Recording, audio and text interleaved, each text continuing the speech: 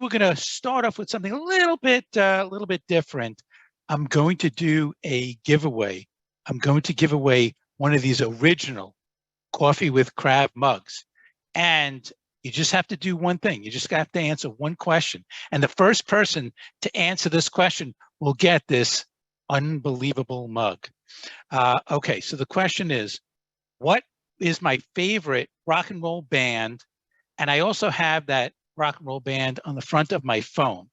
So the first person to email me at mkravitz, Kravietz, at Align Wealth, ALINE wealth.com. The first person to do that will win, and we will personally deliver a Coffee with a Krav mug. Okay.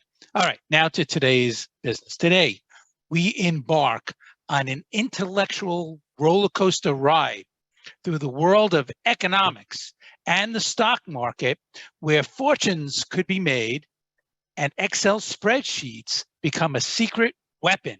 So fasten your seatbelts as we dive into the ups and downs of finance. And the conductor of this ride is Jake Jolly. Okay, so Jake is the Senior Investment Strategist at BNY Mellon Investment Management. He leads investment strategy research for a global economic and investment analysis team.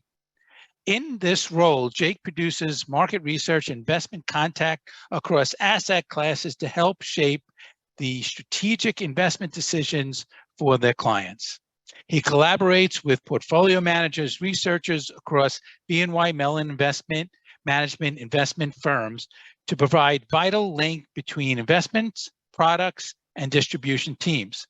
Jake has appeared in various media outlets, including Bloomberg, Wall Street Journal, CNBC, Yahoo Finance, MarketWatch, CNN, Business, Associated Press, and Reuters.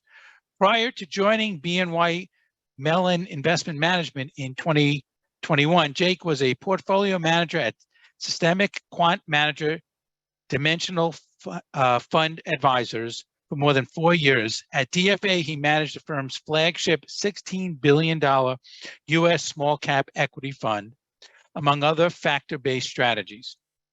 Before DFA, Jake worked as an emerging market economist at IHS Markit. Jake, welcome. Thanks for having me. I got to shorten up that bio, huh? No, that's okay. You got a lot there. All right. So we're going to take a look at the macro. We're going to take a look at the micro. Let's start with the macro and we'll get to micro. What can you pinpoint as the current trends in the economic growth, and how does that differ from, the previous years? So where do you see the economic growth now relative to where it's been in the last few years? Well, I think we are still dealing with a lot of the, I'll call it crosswinds, because I don't think they're all positive and I don't think they're all negative. And those crosswinds are coming from the fact that we are still, I think, working out sort of the imbalances from the COVID-19 lockdown and then subsequent very strong rebound coming out.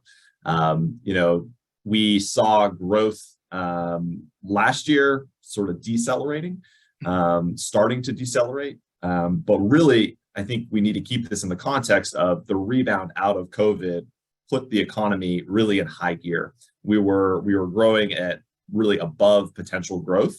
So potential growth is a pretty loaded econ term, but the short way to say that is that there is a level of growth that the economy can sustain for a long period of time. And if you're well above that, you're likely to come into a situation where the economy is overheating.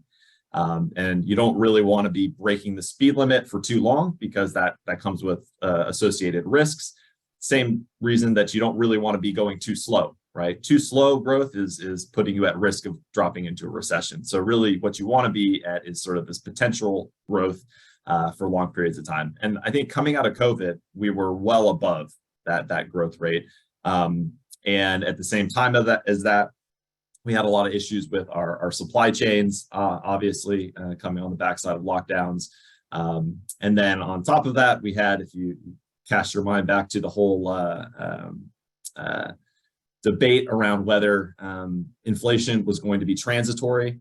The Fed initially believed that it was going to be transitory, had to walk that back when it was pretty clear that inflation was going to be more persistent. So you bring up a good point. You bring up a good point. The Fed has been wrong about predicting the Fed fund rates. They've been wrong about inflation. They said it was transitory. The Fed fund rates in March of 2021, they were predicting that the end of 2023, the Fed fund rates would be zero. Right. Now they're predicting it's going to be 5.6%. Can we trust what the Fed is saying? Well, the reality is that the future is very uncertain. And I think particularly over the next couple of quarters, there is an elevated level of uncertainty. I think certainly if the Fed could have a do-over, they would have done things a bit differently, principally because monetary policy in an ideal world is done in a very gradual, consistent way, looking at essentially the forward-looking indicators for the economy and trying to balance the economy. But what happened essentially was that they were wrong. They were pretty, and it wasn't just them. I mean, many economists got the inflation forecasts wrong. So they had to essentially try to front load or tighten policy very, very quickly. And that's what we've seen essentially over the last year plus, going from, taking Fed funds rate from the zero lower bound up to its current level at 5.25. And now we are pause, skip. I'm sure we'll get into that. But the sort of more important background to all of this is that the economy is slowing. You are seeing that growth is coming off of these very high levels, and should be, if the Fed can pull off the quote unquote soft landing, end up being around sort of that potential growth level rather than negative. And that's really the big debate right now in the markets, is whether the Fed can land the economy at a low but positive economic growth rate rather than having a growth slip down into a negative growth rate. And so, they obviously paused, and consensus now is saying that they're going to have another 1 to 2 raises. What's your thoughts on that? Are they wrong again? I mean, should they be raising more? Should they have stopped already? What's your thoughts on that? Well, so that was I think sort of the most interesting thing about last week, was that, the market was fully expecting that you were going to get a pause, that they were going to leave rates unchanged. Right. And as a reminder, this is the first time in 10 meetings that they haven't raised rates. But it did seem that Chair Powell was a bit challenged in trying to explain the logic behind this, right? Because not only did they pause, they lifted up their projections, their own estimates of where the funds rate is going to eventually end up being. They lifted that and are now including 2 additional hikes for through the rest of this year. So the question really there is, okay, well, if you're going to do something, why not just do it now? Why are you stopping and then saying, oh, well, actually, we're pretty confident that we're going to have to do more? Well, there's, I think, 2 ways to sort of think about this. The first is that, we're not very far removed from the debt ceiling crisis. Now, it wasn't really a crisis, but it was, the focus of the market. For much of May, it was unclear how close we would get to sort of the deadline, how late in the game they would ultimately get an agreement. So I think that did factor into the Fed's thinking. And what we did see in early May was that they started communicating sort of a view that a pause was going to make sense. So they were, essentially committing, and the market was moving in that direction, that you were going to get a skip. And this is a Fed that does not like to surprise the markets. So even if they had wanted to hike last week, they had already sort of communicated, because of the debt ceiling and other financial risks, that they didn't really want to hike. But at the same time, they don't want to appear to be dovish. They're not trying to be accommodative. They want to essentially maintain their hawkish tilt. But how do you maintain a hawkish bias? Meaning, how do you maintain restrictive policy at the same time that you're taking a step that is sort of by definition more dovish than hawkish, right? Right. If I'm not hiking, well, I'm pausing. That's slightly more dovish. So I think really what they were trying to do last week was say, look, we're not going to do anything this time around, but we want to essentially keep the market thinking that there's a high possibility that we're going to do more. Now, the interesting thing is that their own projections project 2 more hikes, so 2 more 25 basis point hikes. The market is already questioning that. The market is only pricing in 1 more hike for the July meeting, and then no more. And I think the reasoning for that is that, number one, if you do continue to get, I think, gradual progress in the inflation rate, the Fed itself does not want to have to do more. And Chair Powell was pretty explicit about this. He, said, he called it a skip and then kind of walked that back and didn't want to call it a skip. He also said that, they're trying to get this right, which in my mind, if I'm reading between the lines, essentially says, I'm not trying to create a recession. I'm trying to make things as tight as possible, but without having growth actually contract, without doing real damage to the labor market. And that's a very fine line to walk. So I think, from his perspective, from the committee's perspective, if they can get away with doing a skip and seeing how the economy evolves, how different trends evolve, that's to their benefit. And I think that the market is definitely liking that. Now, whether you're actually going to get more hikes down the road, I think you're only really going to see that if you get a reacceleration in the inflation rate. We've had a number of prints now that have been making progress. We can kind of get into the nitty gritty of inflation, but the core inflation number, which is really the most important figure that the Fed is paying attention to, that has made less progress, right? So the core inflation rate is still above 5%. It's moving down at a much slower pace than the headline inflation rate. And I think if we get into the second half of the year and you do see a reacceleration there, that's really what's going to bring the Fed back and require more hikes, because essentially they're going to say, okay, well, policy is not tight enough. We need to, keep increasing the Fed funds rate. And speaking of inflation, it seems that the Fed is set on that 2% number. Do you think at any time that they'll come off that 2%, that's the goal to get it to 2%, that's the nirvana? Or do you think, maybe 2.5? I mean, yeah. Well, I don't know when all of a sudden 2% became the nirvana for everything, but now it's 2%. So do you think that they'll have flexibility on that number? They definitely do. It is written in the rules that is the target. So if you ask any of the committee members, what's the goal? The goal is always going to be 2%. They're never going to not say that. But the reality is that there's not a whole lot of difference between a 2% inflation rate and a 2.2% or a 2.3%. Right. And really what the Fed is trying to calibrate, and they do have flexibility. It's essentially average inflation targeting. They want to be around 2%. They want to make sure that the inflation expectations a few years down the road stay pretty close to that 2%. And they, by and large, they have to date. So I think, when you start to see a 3 handle, when you start to see a 2 handle in particular on that number, even if it's a 2.7, 2.8, if they are confident that the underlying wage pressures and underlying inflation pressures, I should say, being caused by wages, if that is under control and you have a 2.7, 2.8 on core inflation as well as headline inflation, they're going to be pretty comfortable that inflation is under control. But unfortunately, that's not where we are right now. As I already said, core inflation is above 5%. And I think more importantly, if you look at the some of the gauges of wages and salary pressures, that's still very, very high. So the Atlanta Fed's wage tracker is still at about 6%, which is to say that the labor market, we all know, is still very, very strong and robust. And although you have seen some progress in terms of cooling wages are still inconsistently high with getting inflation back down to that 2 to 3% range. Okay, just I'm going to come back to this for a second. So just as a reminder, we're giving away a mug, and I've gotten some emails already. The guesses have been wrong. I'm going to give a hint here. Okay, we're talking about Chairman Powell.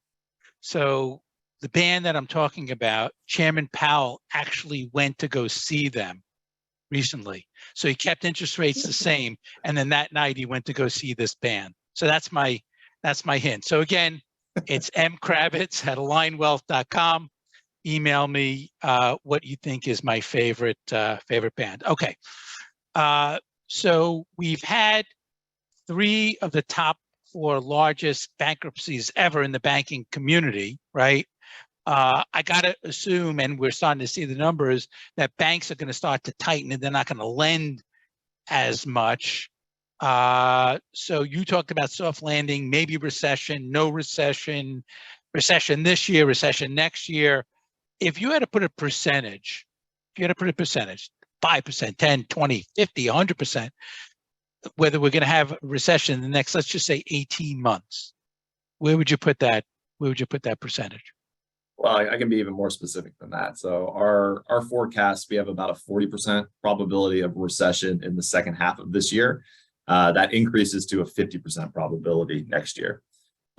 So what that means is that our forecasts are, relatively pessimistic. That is much higher than sort of the probability of a recession in sort of an average unconditional year. So we are, advising our asset allocation is, based on this sort of pessimistic outlook.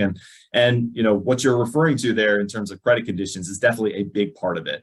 One of the interesting things about before Silicon Valley Bank collapse was that credit conditions were already tightening. If you looked at senior loan officer survey, it was already showing that conditions were tightening, and credit conditions tightening is a really important way that monetary policy is transmitted to the real economy, right? If the cost of capital is higher, well, that's going to mean that less borrowers can access that. But at the same time, if the credit conditions, meaning that banks are actually tightening lending standards, making it harder for people to get loans, even if they could afford maybe a higher interest rate, that is sort of an added layer of slowdown. And then really that's the goal, right? That's the whole point of monetary policy, tightening conditions, reducing aggregate demand to cool the economy, right? That's essentially how you bring down prices, is to slow activity. Now, whether you can do that and avoid a recession, unfortunately, history suggests that the Fed is not very good at this.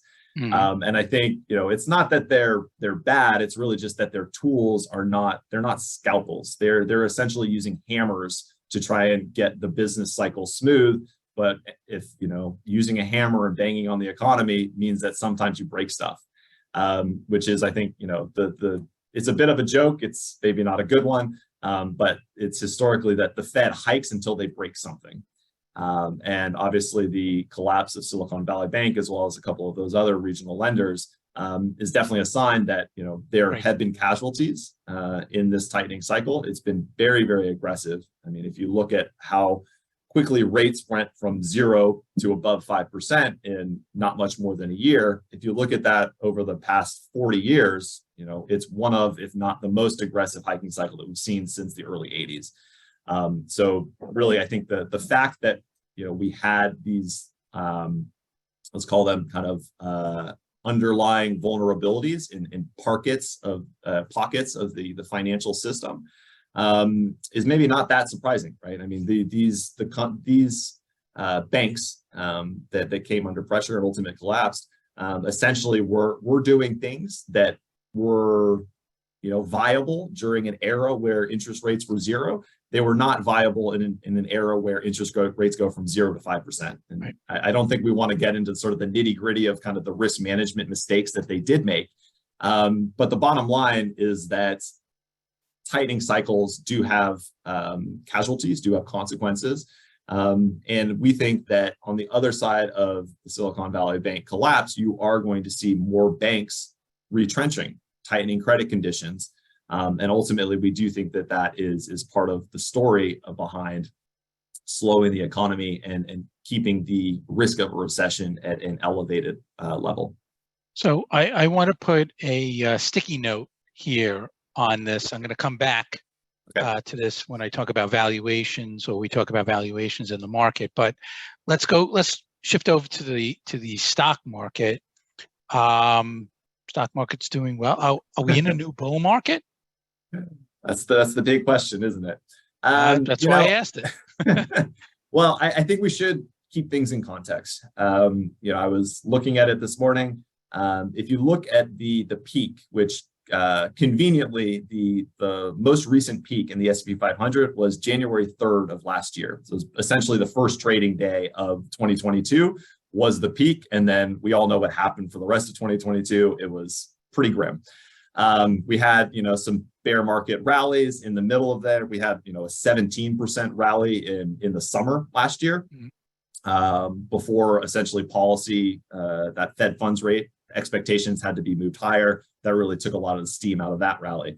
What we've seen essentially since the October low in the S&P 500 has been, more or less a march higher. And particularly, and I think this is really maybe the most interesting thing about this rally, is that almost all of the gains this year in the S&P 500 have come after the collapse of Silicon Valley Bank. So essentially, we had this brush with death. We had this everybody worrying about contagion, and I think, by and large, fortunately, it was contained through pretty swift policy response. But since then, obviously we haven't seen too many other financial collapses, definitely not on the order of Silicon Valley Bank. We had the avoidance of a debt ceiling crisis, although there was lots of noise about it. We had obviously the emergence of AI and this, enthusiasm about the prospects and I think the impact of AI on the economy in the years ahead. And I think by and large, the other big piece of that is that the labor market is held together.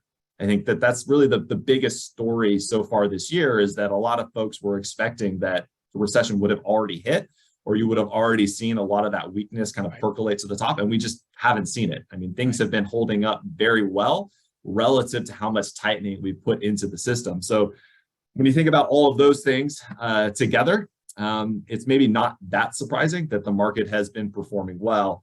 But the big caveat to that is that it's really a pretty small subsection of the market that has been performing so well. It's really the top of the market that has been, by all accounts, shooting the lights out.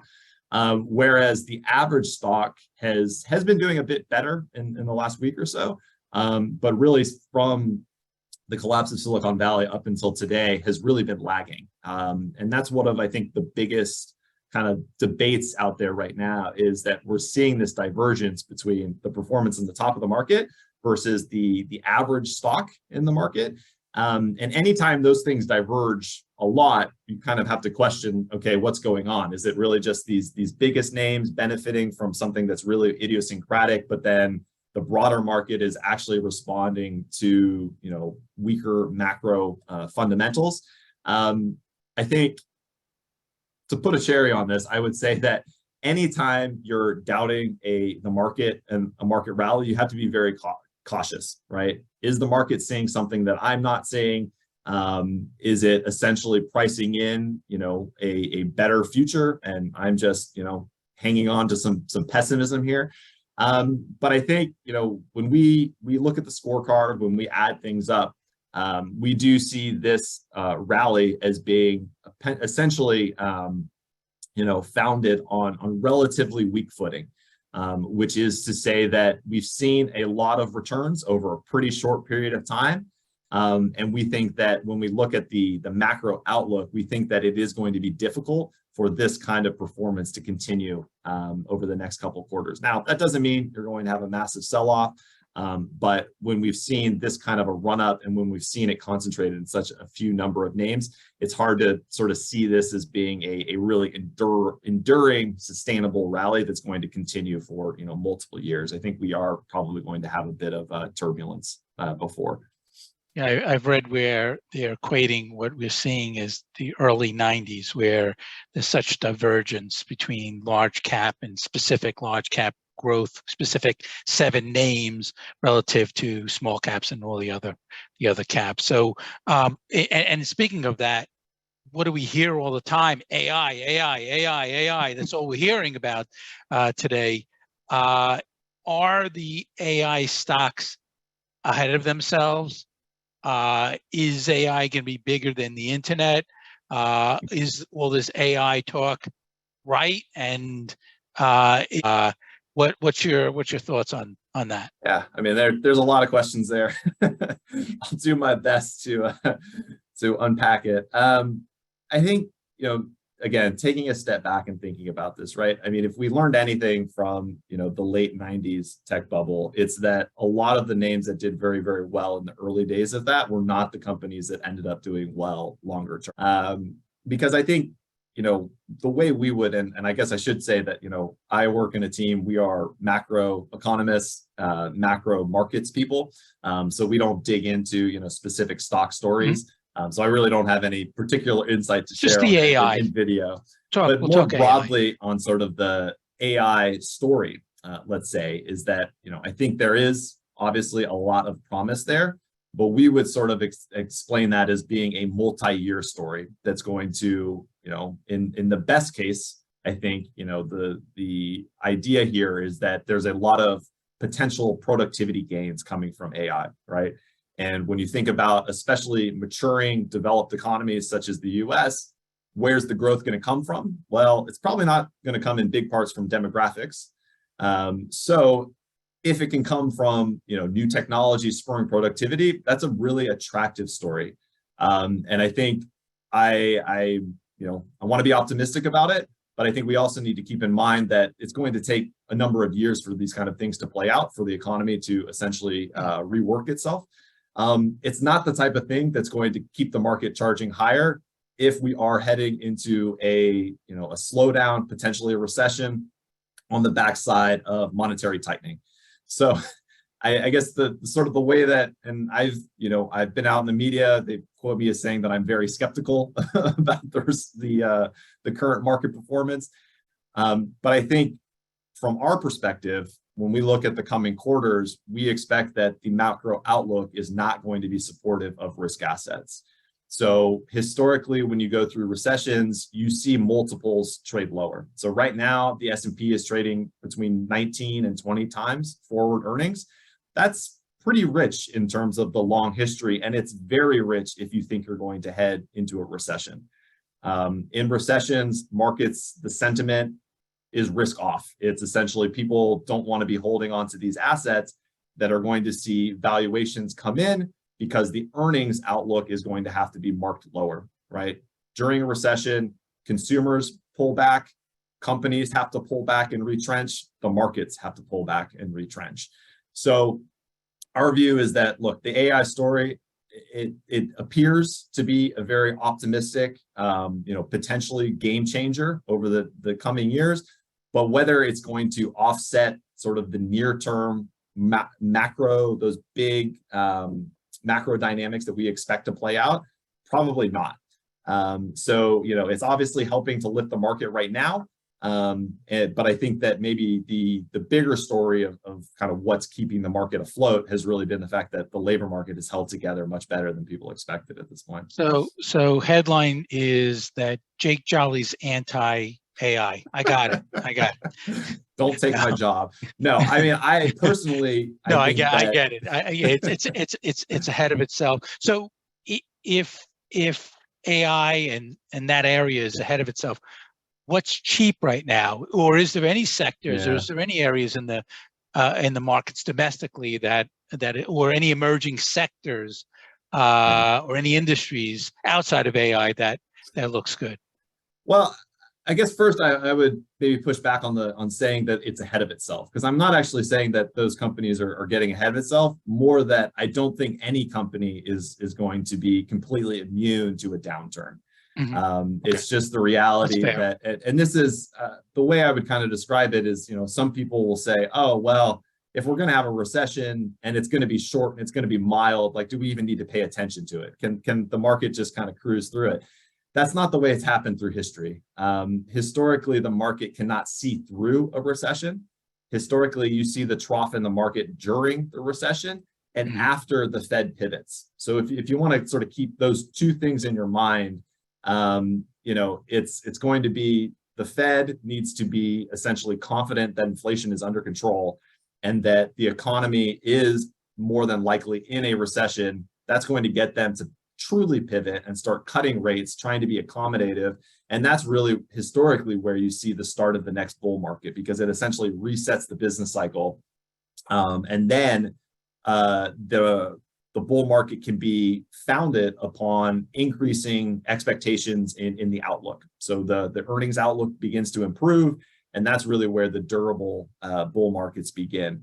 And that's really, I think, my biggest issue right now with the current rally is that you're really not seeing that in the earnings side of things. You know, we had Q1 earnings were better than expected, but they were expected to be pretty bad.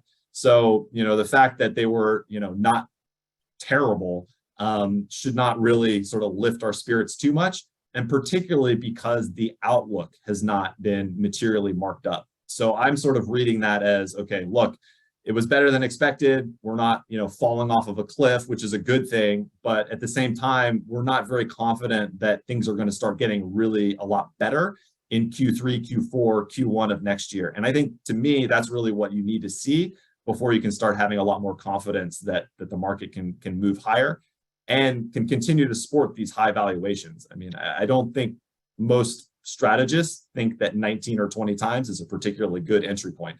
So getting to sort of your question around, okay, well, what does look good? Well, our preference right now is for high quality fixed income, because, you know, the benefit of the fact that interest rates went from 0 to 5% is that now we're in an environment where a lot of bonds have re-rated and are now trading at much higher yields.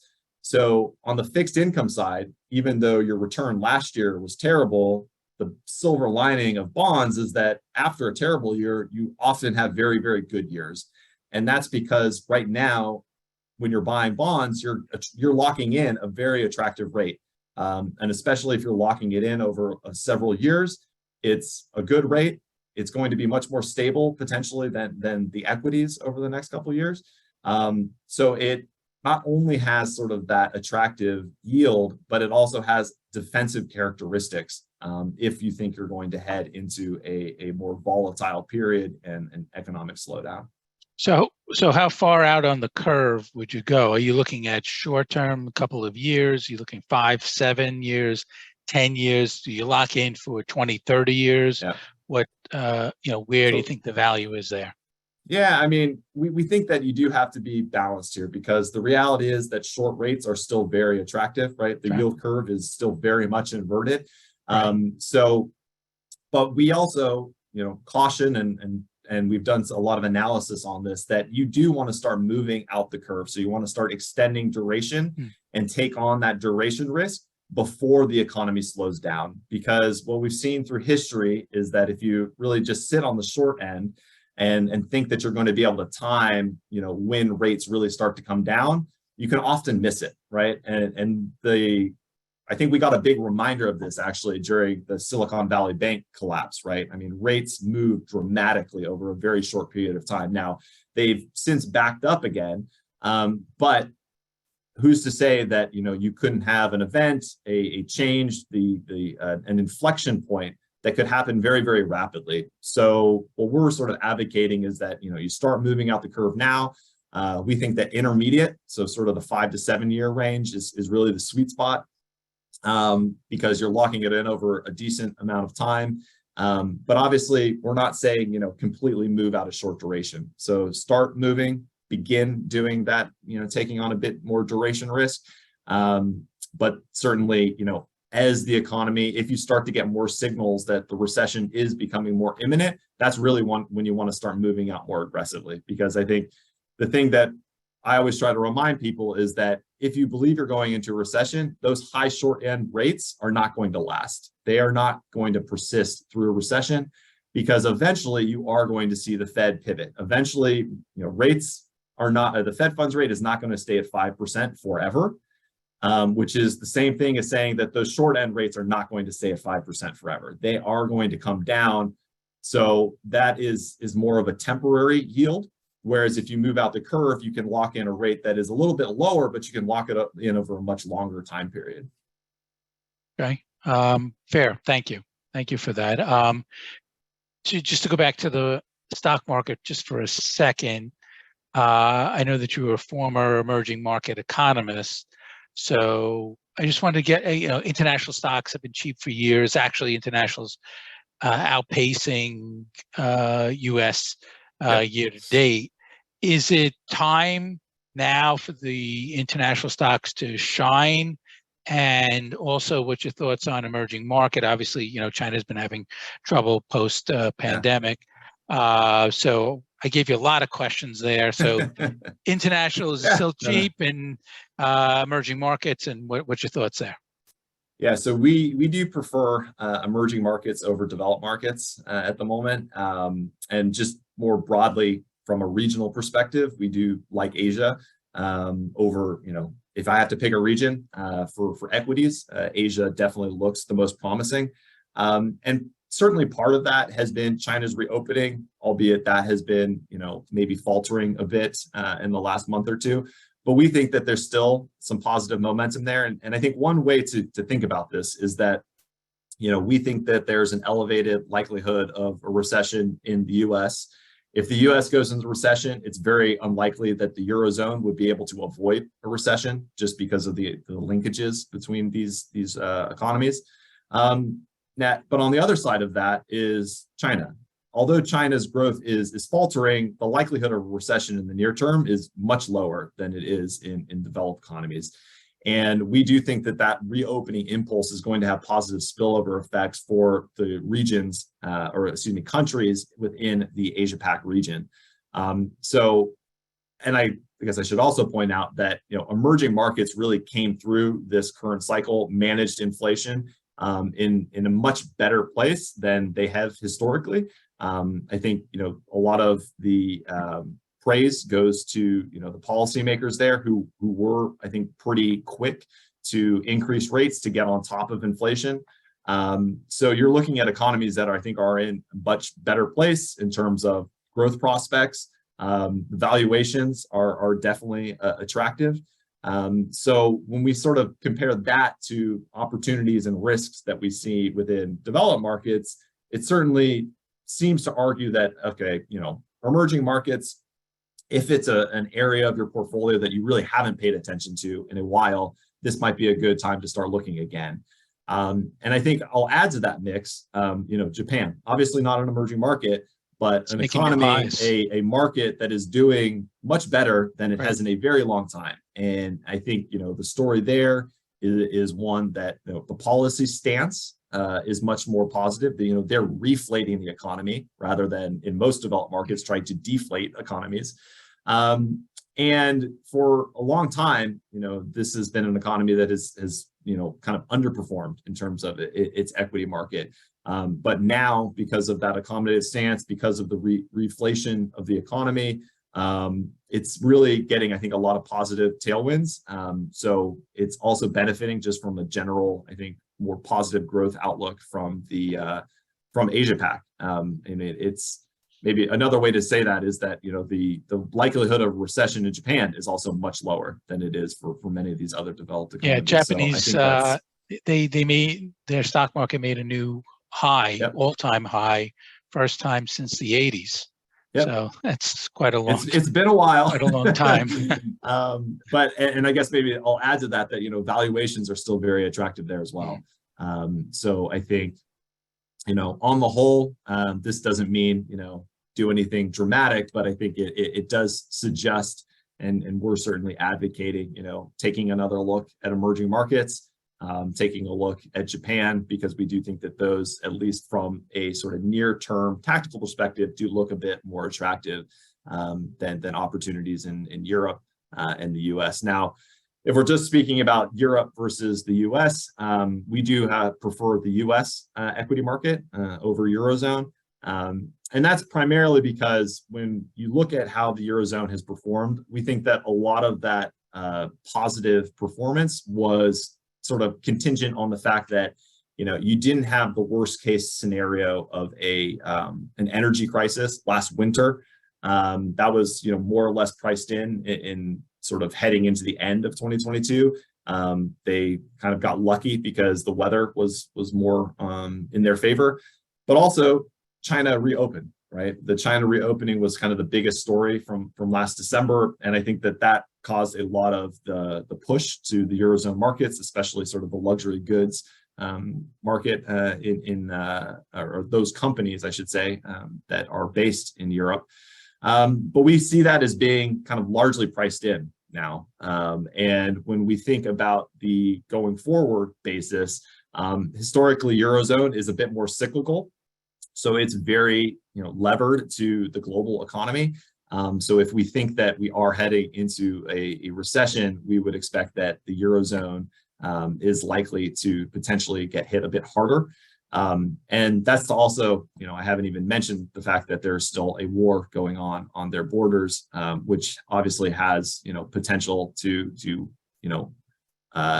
escalate and unfortunately have negative knock-on effects for European economies as well. So when we look at, when we think about what risks we want to take, we like to focus on those risks that we can quantify, that we can think about, okay, this is how much downside we see in sort of this market. And unfortunately. So question on that, because you mentioned obviously recession multiple times, and that's what your guys' theory is coming up.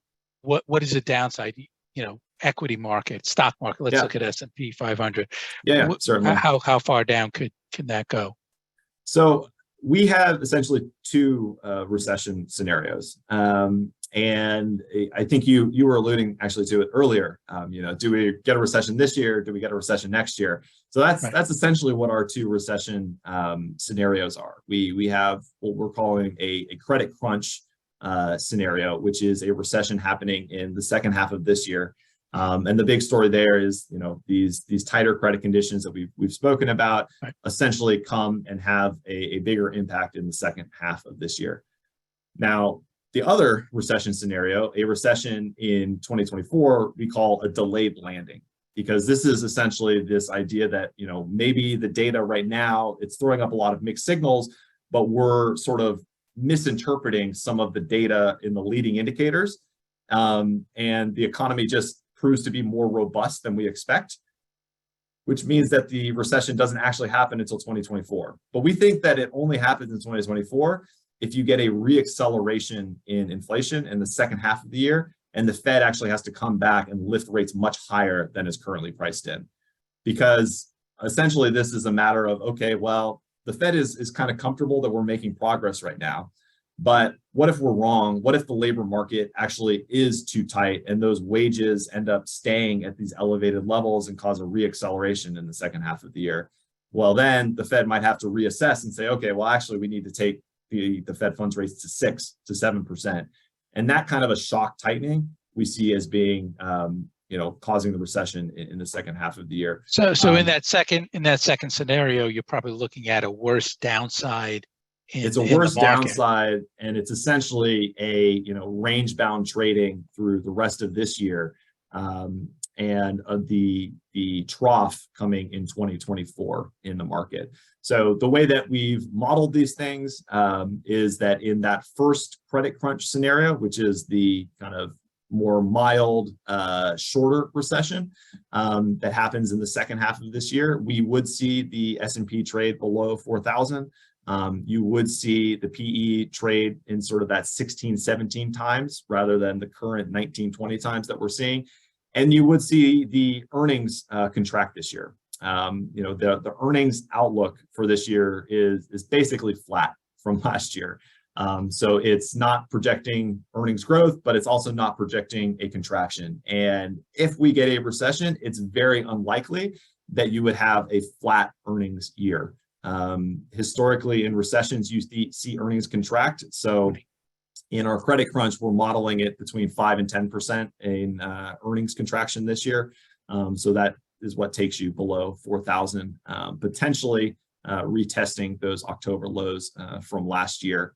But the upside of this is that we do think that, as soon as the Fed is confident that, okay, inflation is under control, because, the Fed knows one thing, it's that recessions solve inflation problems. Aggregate demand disappears when the unemployment rate starts to rise.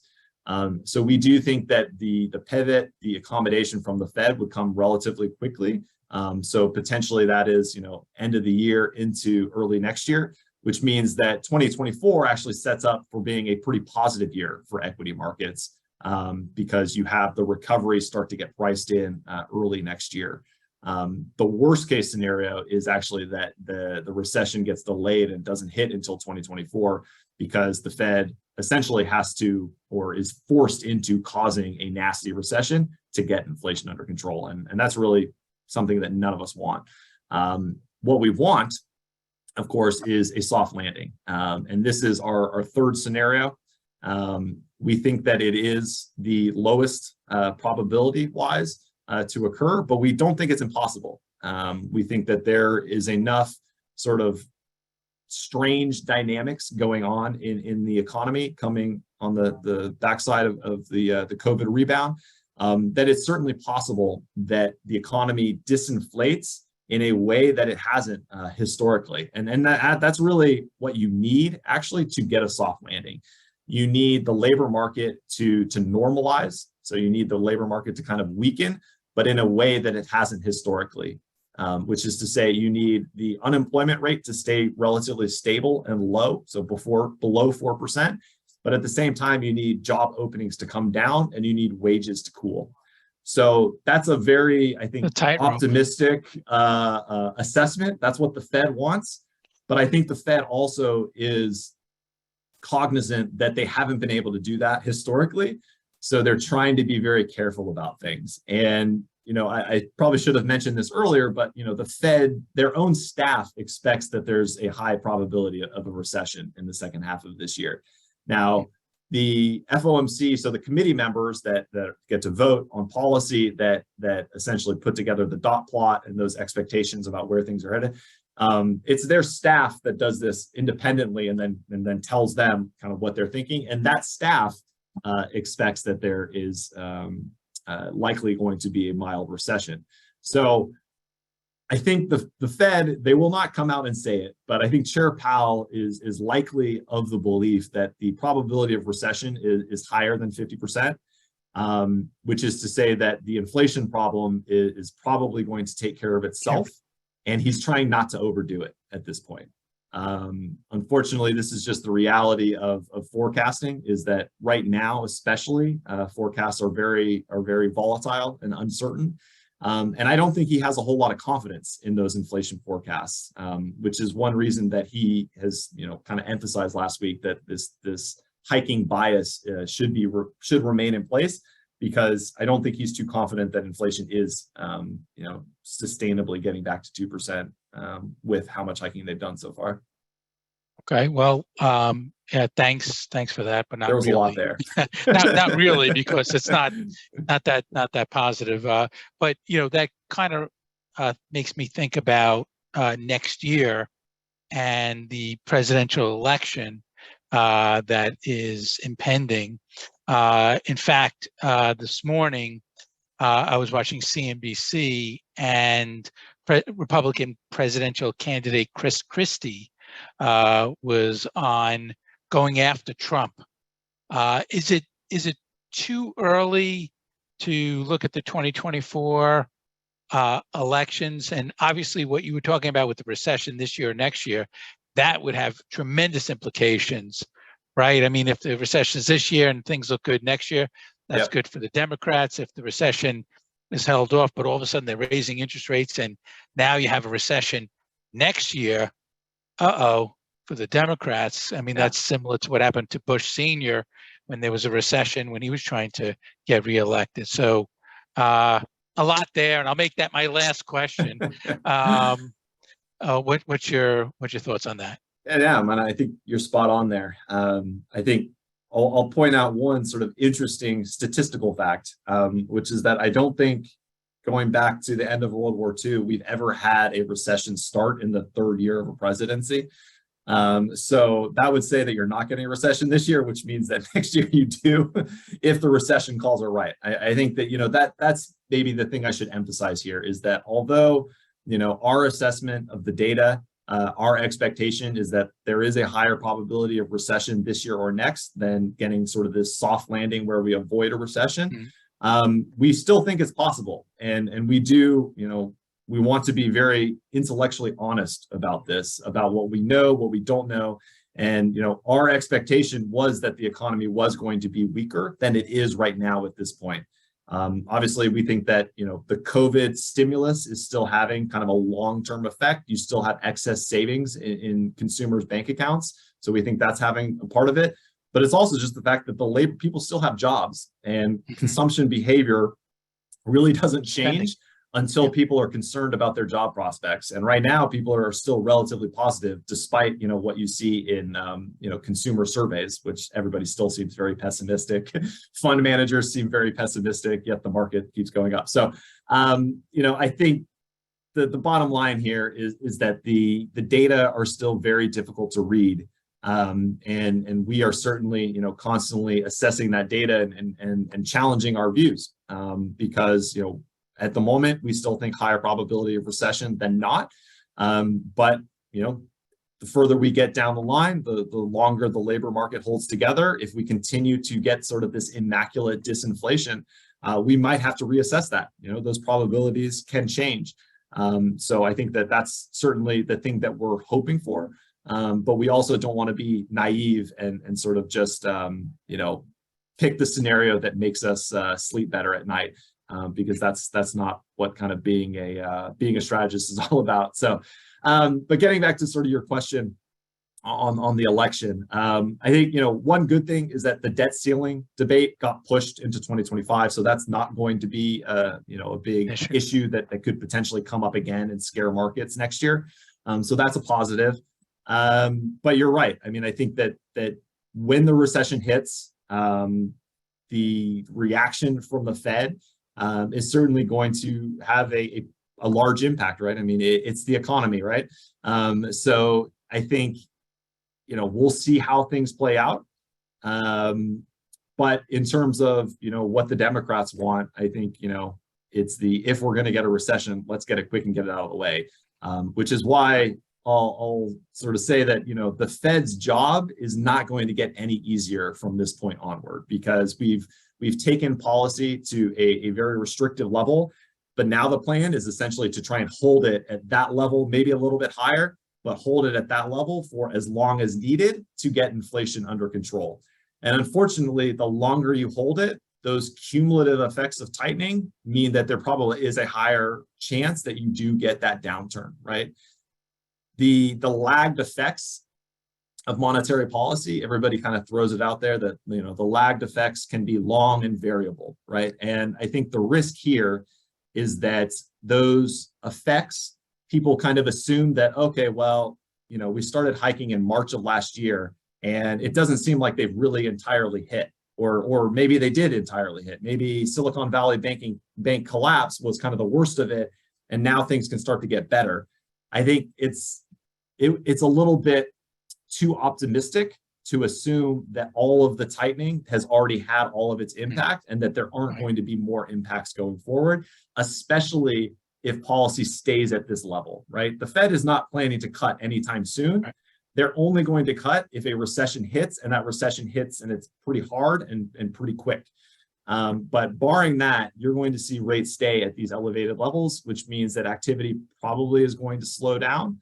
And unfortunately, that does raise the risk of getting a downturn. But stay tuned, because Chair Powell is on Capitol Hill tomorrow, I believe. So we'll see what he has to say about it tomorrow. Well, Jake, thank you so much for your insights. Really appreciate it. Although some of it is a little depressing, but it's reality, right? You got to give what your thoughts are in the marketplace. So really appreciate that. And just to go back again, we did have a giveaway of a coffee mug. My question was, what's my favorite band and what is on my phone? I got a whole bunch of emails as we were talking, and we do have a winner, and that is Stephen Linker. It is the Grateful Dead. So we need Chairman Fed Powell not to go to dead concerts anymore and really concentrate on the economy. But anyway, I don't know. What do you think the indicator is? Is that a good thing for the economy if the chairman's going to rock concerts? well, think of he's going to the Grateful Dead. Think of the name. I don't know. We'll find out. We'll find out. All right. Well, Jake, thank you so much. Thank you everybody for listening. Really appreciate it. Thank you for coming on to Coffee with Krav. We will have another Coffee with Krav soon. Look for the emails, and everybody have a fabulous summer. Take care.